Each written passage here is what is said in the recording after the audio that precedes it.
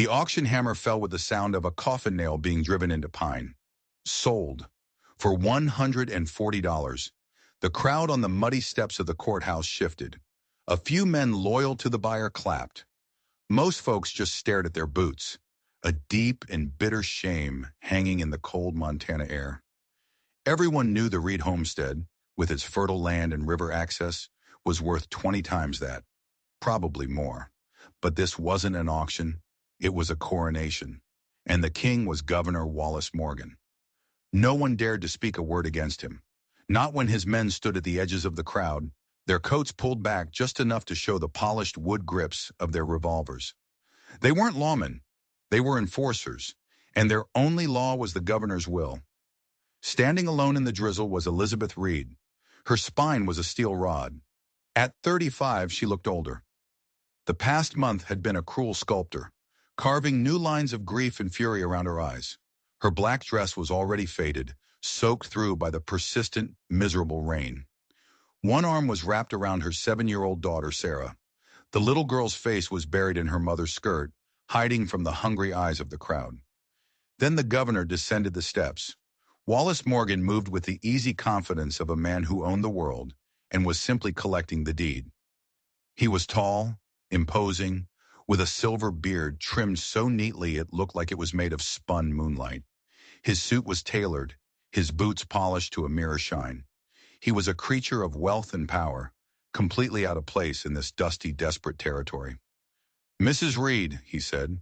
His smile was a masterpiece of practiced charm, but it never ever reached his cold blue eyes. "A regrettable business, truly. Your husband's debts were substantial." Beth's jaw tightened so hard a nerve jumped in her cheek. "My husband had no debts until you started foreclosing on half the county, Governor." Morgan's smile didn't flicker, but a glacier moved behind his eyes. "The railroad brings progress, Mrs. Reed." And progress, he leaned in, his voice dropping to a conspiratorial whisper, requires sacrifice. He let the words hang there, then his gaze softened, becoming something far more dangerous than simple anger. "I could arrange suitable accommodations for you and the child. A woman alone faces difficulties in these territories." He paused. "I'm always willing to extend my protection to those who show the proper gratitude." The meaning was as clear and as ugly as a rattlesnake coiled on a doorstep. Beth felt Sarah's small fingers dig into her leg. She looked Wallace Morgan square in the eye. "I'd sooner sleep in a pit of rattlers," she said, her Kentucky accent, usually softened by years out west, coming back thick and sharp as a Bowie knife. "My husband knew what you were, and that's why you had him killed." The smile vanished, completely. "Careful, Mrs. Reed," Morgan said, his voice now flat and hard as a slab of granite. "Slander is a very serious accusation." He glanced at the man standing beside him, a man with a tin star pinned to his vest. Sheriff Collins, a man who owed his job, his horse, and his next meal to the governor. Collins stepped forward, hooking his thumbs in his belt. "Ma'am," he said, his voice a lazy drawl that didn't hide the menace beneath, "the governor's been mighty patient about this whole thing, but there's still the matter of those stolen papers from his office." Beth ignored him, her eyes locked on Morgan. "My husband was shot in the back, right after visiting your office, Governor." Her voice rose, carrying across the now silent crowd. "Funny timing, wouldn't you say?" A dark flush crept up Morgan's neck. He gave a short, sharp nod to the sheriff. Collins moved closer. "I'm afraid I need to take you in for questioning, Mrs. Reed. The child can stay with the Reverend until this is all sorted out." "You will not take my daughter," Beth said. Her voice wasn't loud, but it cut through the air like a razor. Her hand, hidden beneath her shawl, slipped down to touch the cold, reassuring weight of her husband Matthew's old Army Colt. But Morgan held up a hand, stopping his sheriff. He was a man who enjoyed control, who liked to orchestrate every move on the board. "No need for unpleasantness," he said, his voice smooth again, but his eyes promised a reckoning. "You have until sundown tomorrow to vacate the property. After that, you'll be trespassing on my land." He turned to leave, his hired guns falling into formation around him. He paused, looking back over his shoulder. "Oh, and Mrs. Reed, do consider my other offer. A woman as resourceful as you shouldn't be left to the wolves? He smiled that dead-eyed smile again. It won't remain open indefinitely. Beth watched him go, a black carriage swallowing him up and carrying him away like a demon in a chariot. Only then did she let her shoulders slump, just for a second. The weight of it all was crushing. Mama? Sarah's voice was a tiny, frightened whisper. Where will we go? Beth knelt, turning her daughter to face her. She looked into those wide brown eyes, Matthew's eyes, the same eyes that had looked at her across a bloody field hospital in Gettysburg and promised her a future that was now a smoking ruin. We're going to be fine, little bird, she whispered, her voice fierce. Your papa taught me how to be strong, remember? Sarah nodded, her little face a mask of solemn trust. Good girl, Beth said, standing up and taking her daughter's hand. She scanned the crowd, seeing only fear in the faces of her neighbors. No one would help them. They were on their own. We're going home to pack, she said, her voice low and urgent. And we're leaving tonight. The moonlight was a cold, silver blade slicing through the small bedroom window. Beth moved with a purpose that left no room for grief. Every second counted. Into a canvas sack went the essentials. Matthew's service revolver and a box of ammunition. His journal filled with neat, precise handwriting. A small photograph of the three of them, taken on a sunny day that now felt like it was from another lifetime. And a sealed packet of documents wrapped in oilskin. The real reason Matthew Reed was dead. The real reason Governor Morgan wanted her silence one way or another. From a loose floorboard under the bed, she pulled a small leather pouch heavy with gold coins and a folder containing their real land deeds. The ones filed with the territorial office, not the forged copies Morgan had used in his sham court. She added a worn medical kit, a relic from her days as an army nurse when she'd stitched up boys younger than she was, and learned that survival was a messy, brutal business. In the kitchen, she packed jerky, hardtack, dried apples, and a small sack of coffee. A good knife, flint and steel, 2 canteens, and Matthew's old compass. This was the currency of the frontier. Not money, but survival. Sarah watched from the doorway, clutching her rag doll in one arm and a small wooden horse in the other. The horse was the last thing Matthew had carved for her, its lines still sharp and new. Only what you can carry, little bird, Beth reminded her gently. Sarah nodded, her lower lip trembling. She tucked the doll into her small pack but hesitated over the horse, her fingers tracing the carved mane. Papa made it, she whispered, her voice thick with unshed tears. Beth's throat closed. A wave of grief, sharp and blinding, washed over her. She pushed it down. There was no time for tears.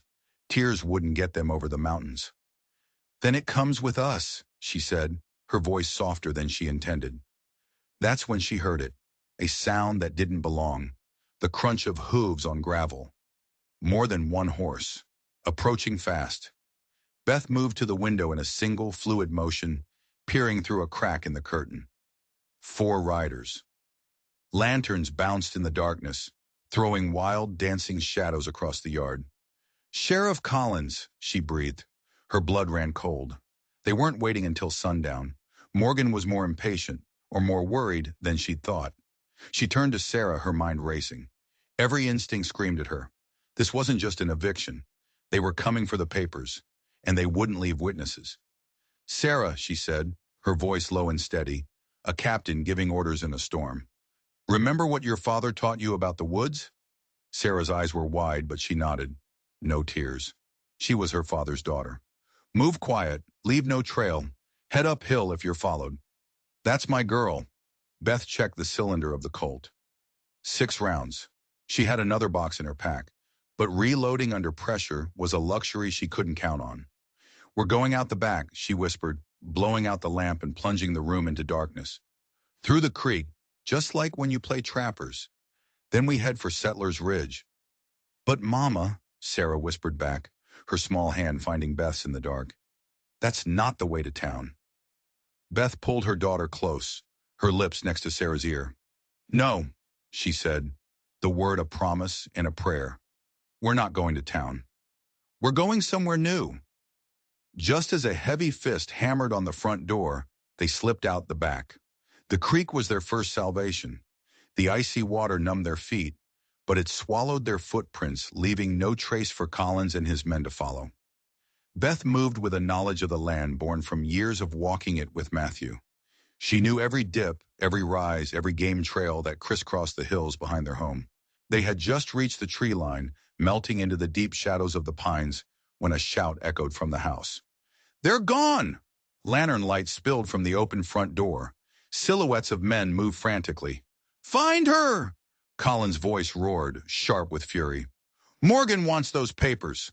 Alive or dead, it makes no difference to him." Beth didn't hesitate.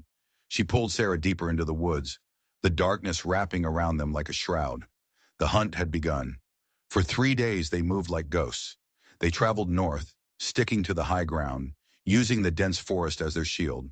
By day they found shelter in deep ravines or beneath the overhang of rock formations, sleeping in short, exhausted bursts.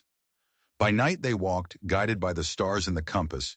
Matthew had taught her to trust more than any man. Beth's knowledge of the wild was what kept them alive. She was her father's daughter, raised in the woods of Kentucky, and she'd been a quick study under Matthew's tutelage. She knew which plants were safe to eat, how to find clean water, how to move without making a sound.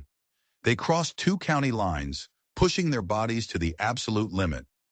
Sarah, to her credit, never complained. She walked until her little legs could barely carry her, her face set with a grim determination that broke her mother's heart. On the 4th day, the sky turned against them.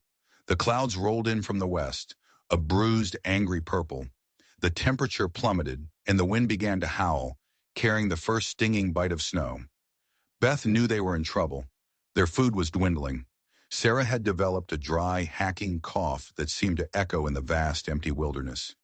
They needed real shelter, and they needed it now.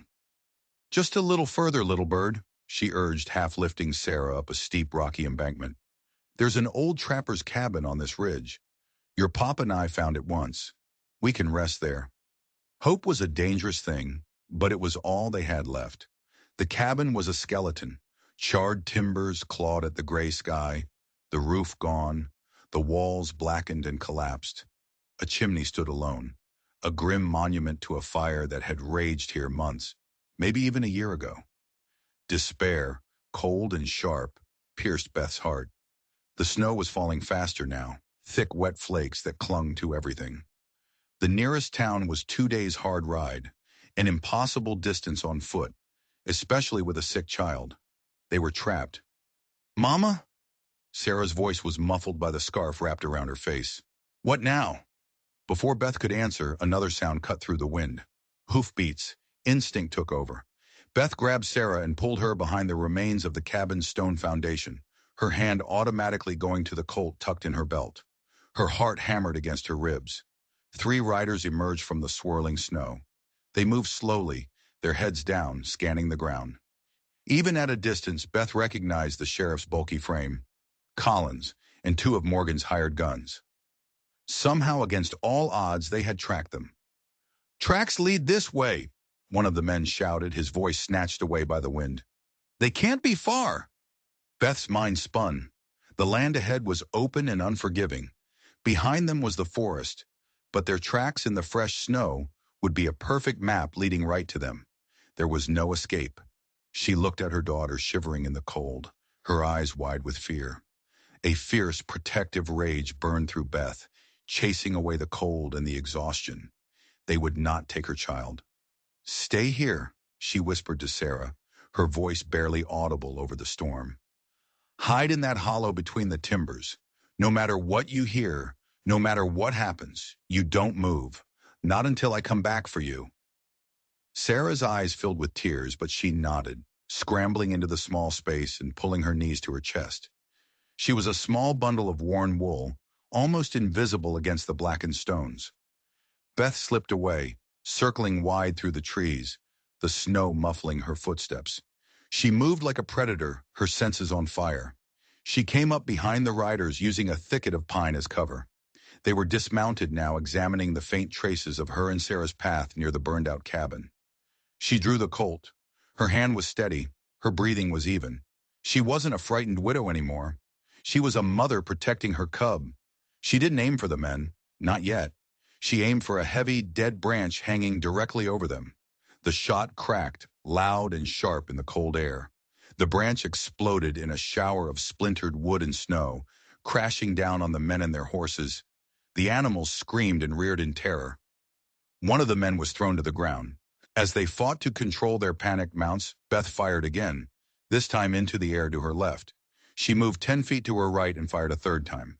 3 shots from 3 different directions. "Ambush!" Collins bellowed, scrambling to get back on his horse. "It's an ambush! Fall back!" They didn't wait to argue. One of the men fired blindly into the trees as he wheeled his horse around. Beth felt a sudden, searing pain in her left arm, a hot poker being dragged across her skin. She gritted her teeth, ignoring it, and held her position. She watched as the riders crashed back through the trees, disappearing into the white curtain of the snowstorm. Only when they were gone did she allow herself to breathe. She stumbled back to the cabin, her arm throbbing. Sarah was exactly where she'd left her, her small face peeking out from the hollow. "You're hurt," Sarah whispered, her eyes fixed on the dark stain spreading across Beth's sleeve. "It's just a scratch," Beth lied, tearing a strip from her petticoat with her teeth and wrapping it tightly around the wound. The bullet had grazed her, a shallow but painful furrow. It was bleeding freely. "We have to move, now," Beth said, her voice tight. "They'll be back, and they'll bring more men." She pulled her daughter to her feet. "Can you be brave a little longer, little bird?" Sarah looked at her mother's pale face, at the blood on her arm, and then she squared her little shoulders. "Yes, Mama. That's my girl." They plunged back into the storm, heading northwest, into a land that was completely unknown. The snow was a blizzard now, a howling, blinding whiteness that erased the world. Beth had lost blood. A deep, bone-crushing fatigue was setting in, but she pushed forward, driven by a primal need to get her daughter to safety. She half-carried Sarah, shielding the child's small body from the worst of the wind with her own. Nightfall was a gradual dimming of the white world into an endless, freezing gray. The temperature dropped to a level that felt hostile to life itself. Sarah's cough had turned into a wheezing gasp for air. Her skin was hot to the touch. The fever was taking hold. Beth's own strength was gone. Her wounded arm was a stiff, agonizing weight. Every step was a battle. She knew with a terrifying certainty that if they didn't find shelter, they would not see the morning. "We have to stop," she admitted, her voice a ragged whisper. She scanned the barren, snow-swept landscape. It was a sea of white, with no landmarks, no shelter, nothing. And then she saw it. Faint, almost imaginary. A tiny spark of yellow light, miles away, flickering in the heart of the storm. A window, a lantern, a chance. "Just a little further, baby," she whispered, gathering Sarah into her arms. The child was limp, barely conscious. "I see a light." That last mile was a journey through hell. Beth's legs were lead, her vision blurred. The wind tore at her, trying to rip her daughter from her arms. She fell once, twice, the impact stealing the breath from her lungs. But each time, she struggled back to her feet, her mind fixed on that single distant point of light. It grew closer, slowly, painfully. It wasn't a cabin. It was a house, a proper 2-story house, built of dark timber, solid as a fortress. As she got closer, she saw a large barn, a corral, and a high fence. This was no simple homestead. This place was built to keep the world out. She staggered through an open gate, her boots catching on the icy ground. She climbed the porch steps, each one a mountain. A horseshoe was nailed over the door for luck. Leaning against the wall beside it was a Winchester rifle. This was not the home of a welcoming man. With the last of her strength, she raised a numb hand and knocked. Silence. Only the screaming of the wind. She knocked again, harder this time, desperation giving her a final burst of energy. "Please," she croaked, her voice lost in the storm. She heard footsteps from inside, slow, heavy, deliberate. A bolt scraped back, loud as a gunshot.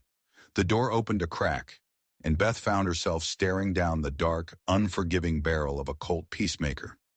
Behind the gun, a single blue eye, cold as the storm itself, regarded her with absolute suspicion. "Please," Beth managed, her voice cracking. She pulled the scarf away from Sarah's face, revealing her daughter's flushed cheeks and labored breathing. "My daughter. She's sick. We need shelter." The voice that came from the darkness was deep and gravelly, like stones grinding together. "You're not welcome here. There's a town 20 miles east." "She won't survive 20 miles, Beth pleaded, her own body starting to shut down. "I'm not asking for charity. I can work. I have money." The eye narrowed. It flickered from her face to the child and back again. The gun did not move. "You're running," the man said. It wasn't a question. It was a statement of fact. Beth's pride, the last thing she had left, flared. She straightened her back, meeting his gaze as best she could. "Yes." The silence stretched on, measured in the fall of snowflakes and the frantic beating of her own heart. The man, the gun, the storm, it was all one single, terrifying entity. Then the man asked a question she didn't expect. "What's your name?" "Elizabeth Reed. This is my daughter, Sarah." Another long silence, then a flicker of something in that cold eye. "Recognition?" The gun lowered, just an inch. "Reed!" he asked, the word sharp. The door opened wider, revealing the man behind the voice. He was tall, with shoulders as broad as the doorway. His face was hard, weathered, carved from oak and granite. Dark hair streaked with gray, and a long, thin scar that ran from his left temple down to his jaw. "Matthew Reed's widow?" he asked, his expression completely unreadable. Beth's breath caught in her throat. How could this man in the middle of this frozen nowhere know that name? "You knew my husband?" The man's jaw tightened. His gaze dropped to Sarah's still form, then lifted to scan the dark, stormy horizon, as if looking for pursuers.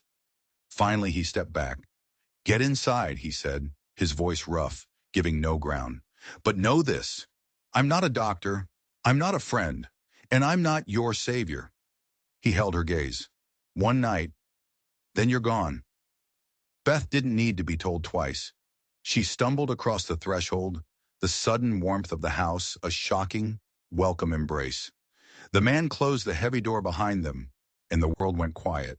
He slid the bolt home, a heavy final sound that shut out the storm and locked them inside.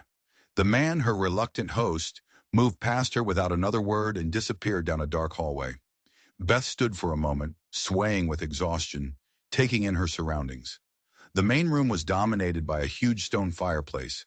A healthy fire crackled within, casting dancing shadows on the polished floorboards. A worn leather chair sat beside it, a small table holding a book and a half-empty glass of whiskey. The space was clean, organized, but stark. There were no photographs on the walls, no rugs on the floor, no curtains on the windows. It felt less like a home and more like a barracks, a place for a man to exist, not to live. Beth gently lowered Sarah onto a simple sofa near the hearth, carefully removing her wet coat and boots. The warmth from the fire began to seep into the child's chilled body. She stirred, her eyes fluttering open. "Mama," she whispered, her voice weak. "Shh.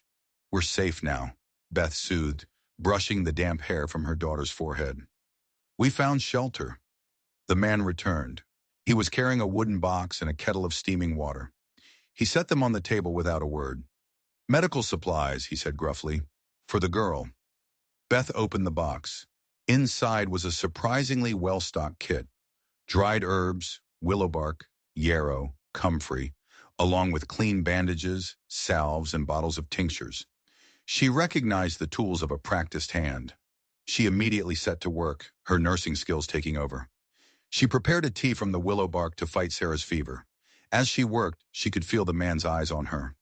He stood across the room, arms folded across his broad chest, watching her every move. "You're wounded," he stated, his gaze fixed on the bloody makeshift bandage on her arm. "It'll keep," she replied, her focus entirely on her daughter. He made a grunting sound, then moved to a cabinet and returned with a bottle of whiskey and a clean cloth. Without asking, he took her arm, his grip surprisingly gentle but firm. He unwrapped her ragged bandage. "Bullet?" he asked, his eyes examining the raw flesh. "A graze." He didn't reply. He simply uncorked the bottle and poured the raw whiskey directly into the wound. Beth hissed in a sharp breath, the fiery pain making her eyes water, but she didn't pull away. She wouldn't give him the satisfaction. As he began to wrap her arm with a clean bandage, his movements efficient and sure, he asked another question, his voice deceptively casual. "Morgan's men?" Her head snapped up. Her eyes narrowed. "How did you—" Matthew Reed was the only lawyer in this territory with the guts to file claims against Governor Morgan's land seizures, the man said, tying off the bandage with a practiced knot. "When he turned up dead, it made the papers. Even out here." He stepped back, his face a mask. "I'm Jacob Stone. This is my ranch." Beth nodded slowly, her mind trying to piece it all together. This man knew who she was, who her husband was, and who was after her. And yet, he had taken them in? Why? "Thank you, Mr. Stone," she said formally. "Jacob," he corrected, his voice flat. "No need for formalities when you're at the edge of the world." He looked at Sarah, who had finally drifted into a deeper, fever-aided sleep. "She needs rest and dry clothes. Room at the end of the hall. It's not much, but it's warm." Beth hesitated for a moment. The question had to be asked. "Why are you helping us?" Jacob's expression, which had softened for a fraction of a second, hardened again into granite. "I'm not.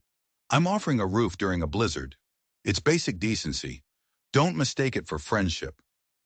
He moved to the door, pulling on a heavy sheepskin coat. "I have to check my stock. Get the girl settled. Don't go upstairs, and don't touch anything."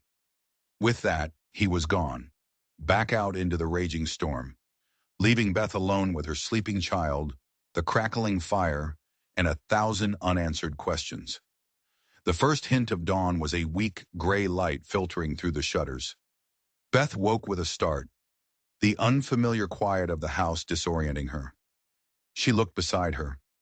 Sarah was sleeping peacefully, her breathing even and clear. The fever had broken. Relief, so powerful it almost made her weak, washed through her. She slipped out of the small, simple room. The house was silent. In the main room, the fire had burned down to glowing embers. She peeked through a crack in the shutters.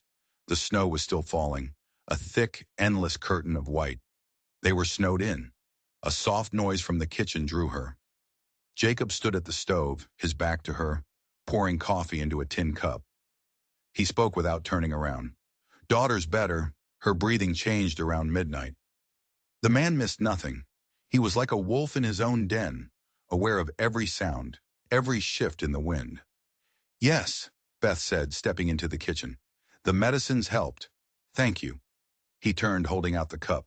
She took it, the warmth a comfort against her cold hands. "You said one night," she stated, not a question, but a reminder of their deal. "Storm hasn't quit," he replied, his eyes on the swirling snow outside the small kitchen window. "Can't send a woman and a child out into that to die. Defeats the purpose of letting you in." His logic was cold, but it was sound. "As soon as it clears, we'll be gone," she promised. He gave a short nod, then picked up a folded newspaper from the table and handed it to her. It was a week old, the paper brittle. Her breath caught in her throat. The headline was stark: "Manhunt for Fugitive Widow." Beneath it was a crude, unflattering sketch of her face. "It says I killed a man," she whispered, the words tasting like ash. "One of Sheriff Collins's deputies." Jacob leaned against the counter, sipping his coffee, his eyes watching her. "Did you?" She met his gaze directly, without flinching.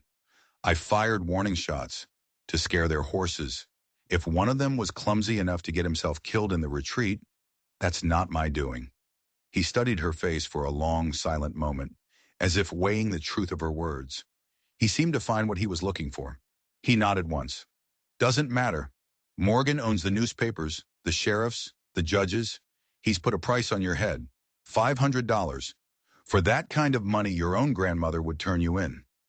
Beth folded the paper, her hands trembling slightly. "Then we have to leave.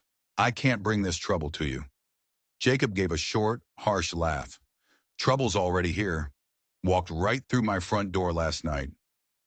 He served breakfast, cornmeal mush and jerky, and they ate in a tense silence. The quiet was broken when Sarah appeared in the doorway, rubbing the sleep from her eyes. Her color was back, her steps steady. "Mama," she said, her eyes immediately finding the large, intimidating figure of Jacob Stone. "Come and eat, little bird," Beth said, her voice warm.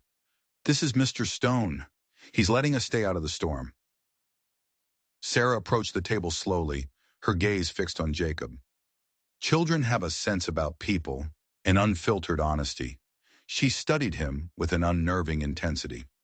"Do you have children?" she asked suddenly. The question hit the room like a physical blow. The air went still. Jacob's hand, halfway to his mouth with a spoonful of mush, froze. He lowered it slowly, his face becoming a stony mask. "Sarah," Beth admonished gently, "that's not a polite question." "It's fine," Jacob said, his voice flat, devoid of any emotion. He looked at Sarah. "No, girl, I don't have children." It was a lie. Beth knew it with a certainty that chilled her to the bone. She had seen the signs. A small, faded height chart marked in pencil on a doorframe. A tiny silver-plated spoon tucked away in a drawer of mismatched cutlery. The way he had known exactly when Sarah's fever broke. The instinct of a parent who has sat through long, dark nights of sickness. This house wasn't empty. It was haunted by a ghost. Sarah, unaware of the turmoil she had caused, simply accepted his answer and climbed into her chair. After the silent meal, Jacob pulled on his coat and went out to the barn, the storm swallowing him whole. Left alone, Beth began to explore the ground floor of the house more carefully. It was a fortress. Every window had heavy wooden shutters with iron bars that could be secured from the inside. A shotgun was mounted over the back door. The Winchester sat above the fireplace mantel. There was a revolver in a kitchen drawer.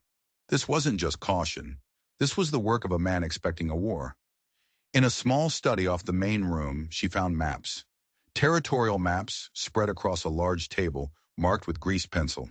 She saw the familiar outline of her own homestead, and all around it, marked in red, were huge swaths of land labeled Morgan Properties.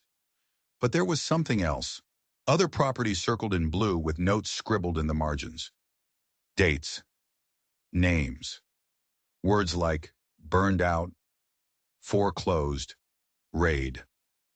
Jacob Stone wasn't just hiding. He was gathering intelligence. He was studying his enemy. "Mama, look!" Sarah's voice called from the main room. Beth hurried back to find her daughter kneeling by the cold ashes of the fireplace. In her small hands, she held a wooden horse. It was nearly identical to the one in her pack, the one her father had carved. But this one was older, its paint worn smooth by years of being held by a small hand. "Put that back, Sarah," Beth said, her voice sharp with unease. "Mr. Stone told us not to touch his things."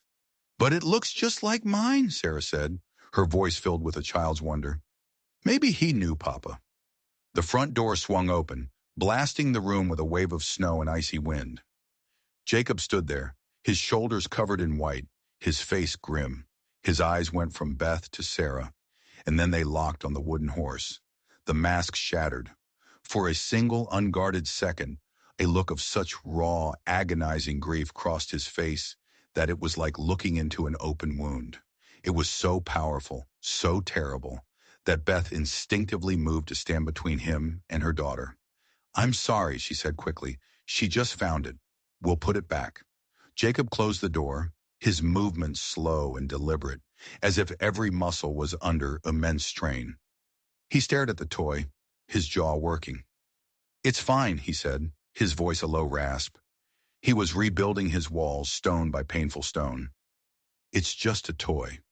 He walked past them without another look, heading for the hallway. He stopped at the bottom of the stairs. "Storm's not letting up," he said, his back still to them. "Looks like you're here for a few more days. You'll work for your keep. I don't run a charity." "Of course," Beth said, relieved to be back on solid transactional ground. "We'll do whatever you need." He started up the stairs to the forbidden second floor. Then he paused. "Keep the horse, girl," he said without turning around. His voice was rough. "No sense in it just gathering dust." He disappeared up the stairs. Sarah looked up at Beth, her face a mixture of confusion and fear. "Did I do something bad, Mama?" Beth knelt and took the old wooden horse from her. It felt warm. alive with memory. She turned it over in her hands. Carved crudely into the underside of the base was a single letter. E. "No, little bird," Beth whispered, her heart aching for this broken, silent man. "You didn't do anything wrong." She hugged her daughter tight. "You just found a memory." The storm raged for 3 more days, locking them in Jacob Stone's silent, grieving house. An uneasy truce settled over them. A routine, fragile as ice, began to form. Beth took over the kitchen, cooking meals from Jacob's well-stocked pantry. She cleaned, she mended, she worked to earn their keep, finding a strange comfort in the simple domestic tasks. It kept her hands busy and her mind from dwelling on the men who were hunting them. Jacob spent most of his time in the barn or his study. He was a man who seemed to prefer the company of animals and maps to people, but he was not unkind. To Beth's surprise, he showed a remarkable patience with Sarah. He answered her never-ending stream of questions with short, factual answers. He showed her how to carve a piece of scrap pine into a rough-looking bird. He even let her follow him out to the chicken coop, watching over her with a hawk's eye as she scattered feed for the hens. He was a ghost of a father, going through motions he clearly hadn't performed in a very long time. With Beth, he remained distant, polite, but guarded. They spoke only when necessary, but she would often look up from her sewing and find him watching her, his expression a complex puzzle of suspicion, curiosity, and something else she couldn't quite name. On the 4th night, the storm finally began to weaken. The wind still howled, but it had lost its furious edge. Sarah was asleep in the small bedroom, the old wooden horse clutched in her hand alongside the new one. Beth and Jacob sat in the main room on opposite sides of the fire, the silence stretching between them. He broke it. "Why did Morgan really kill your husband?" he asked, his voice low. "It was more than just land claims, wasn't it?" Beth looked up from the socks she was darning. She had been asking herself the same question. Matthew was careful. He wouldn't have been caught so easily unless Morgan was truly desperate. "Matthew found proof," she said, choosing her words carefully. "Proof of Morgan's entire criminal enterprise. Bribes to federal officials. Forged treaties with the Blackfoot tribes. He was using the railroad expansion as a cover to create his own private empire, built on stolen land and broken promises." Jacob nodded slowly, his eyes fixed on the flames. "The Blackfoot reservations. I'd heard rumors." "They were more than rumors," Beth said, a spark of her husband's fire in her voice. "Matthew had a ledger, witness statements, enough to not just expose Morgan, but to send him to prison for the rest of his life." "And you have it now," Jacob stated. It wasn't a question. She hesitated for a fraction of a second, then gave a single, firm nod. "Yes.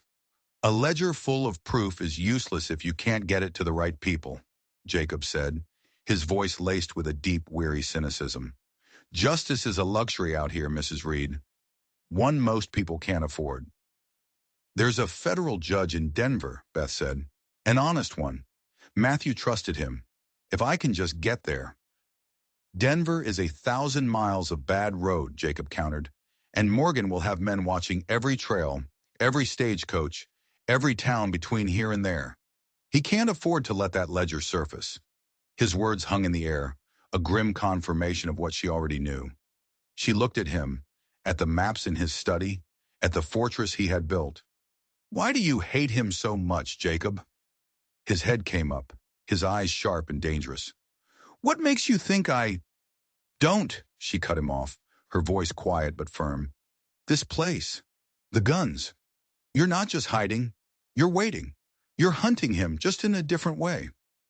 A muscle jumped in his scarred cheek.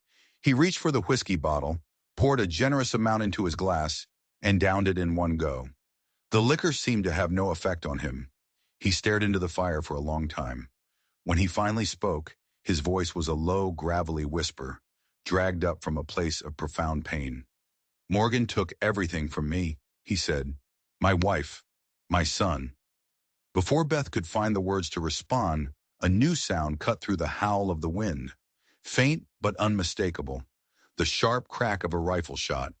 In an instant, Jacob was transformed. The grieving man vanished, replaced by a seasoned, lethal soldier. He was on his feet and moving to the window before Beth had even fully registered the sound. He didn't throw the shutters open. He peered through a tiny, pre-drilled peephole in the wood. His body went rigid. "Riders," he said, his voice stripped of all emotion, cold and deadly. "4 of them, coming up the South Ridge." Beth was by his side, her heart pounding. Through another peephole, she saw them. 4 dark shapes moving against the snow. The single bobbing light of a lantern cutting through the gloom. "Is it them?" she whispered, already knowing the answer. "It's them," Jacob said grimly. "They found you." He moved to the gun cabinet, his actions swift and economical. He unlocked it and began pulling out weapons.